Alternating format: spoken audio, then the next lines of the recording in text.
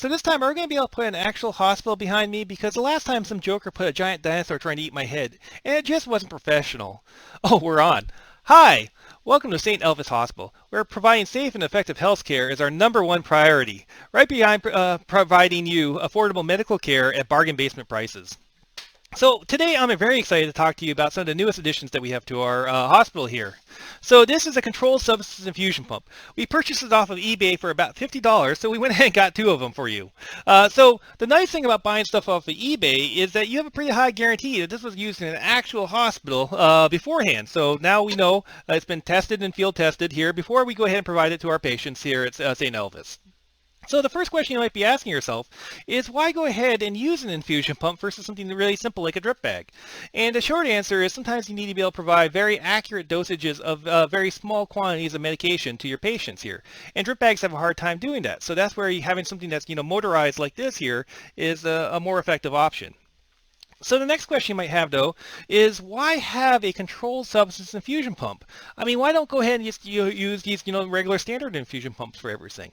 And the short answer is kind of in the name there. It's the controlled substances. So sometimes you're going ahead and providing, pain medication to patients, for example, and you don't want to just go ahead and open this up here and just get in here and just squeeze it really hard in order to get a little bit more of that pain medication. So these pumps here have a nice, lock on the side here that you're able to go ahead and lock this so that the way the patient can't go ahead and open this up or actually change the treatment plan once it's going ahead and starting dispensing.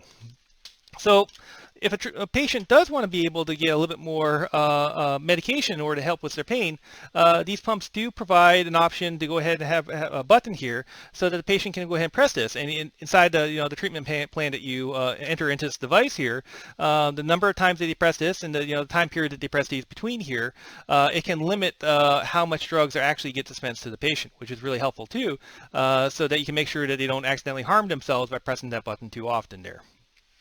So one question you might have if you're worried about providing affordable healthcare is do I have to go ahead and rekey all these devices that I purchased off of eBay so that way every single device in my hospital has the same key? And normally you'd want that there because if a patient is having a problem or this is malfunctioning, you want all your nursing staff to be able to quickly open this up and unlock it here in order to be able to try to remedy that problem.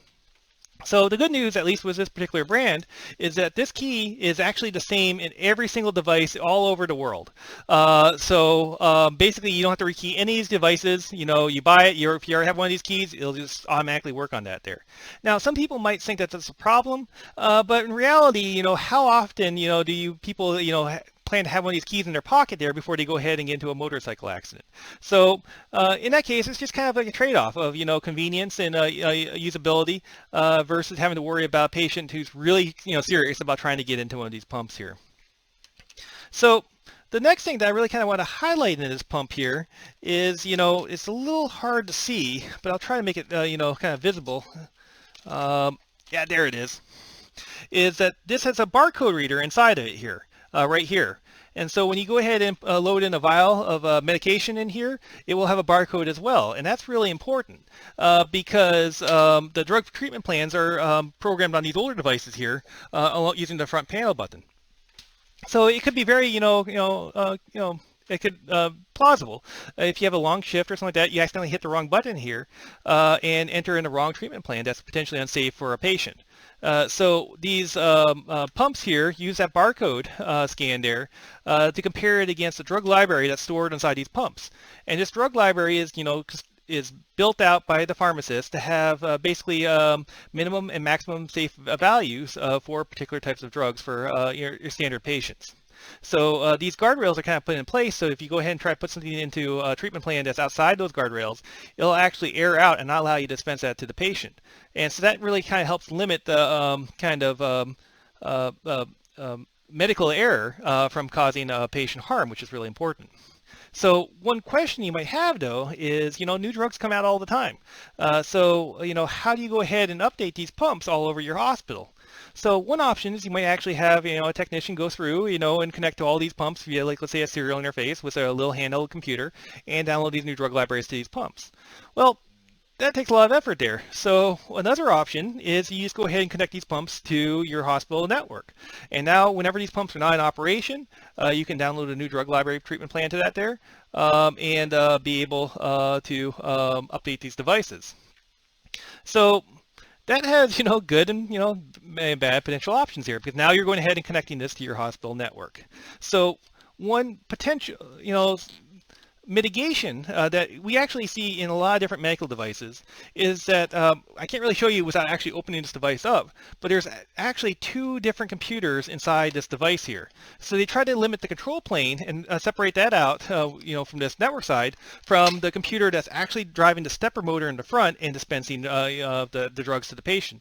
So that way, if something wonky happens with the control plane, it crashes or an issue occurs. If it's currently dispensing a treatment plan to a patient, it will actually continue to dispense that treatment plan and not be affected. That's the theory anyway. So that may be something that you might want to look at here. But that being said, probably the biggest thing that I would like to normally see in a medical device is if a problem occurs with this device, can we update this? Can we patch that? That would be really nice. So I'm going to end on that note, but I hope you're all having a good time. Welcome to Vegas, and enjoy DEF CON and the Biohacking Village Challenge. And as I said, we have 2 of these here for our patients, and hopefully you never have to use these, but they're sure a lot of fun to play with. You have a good day.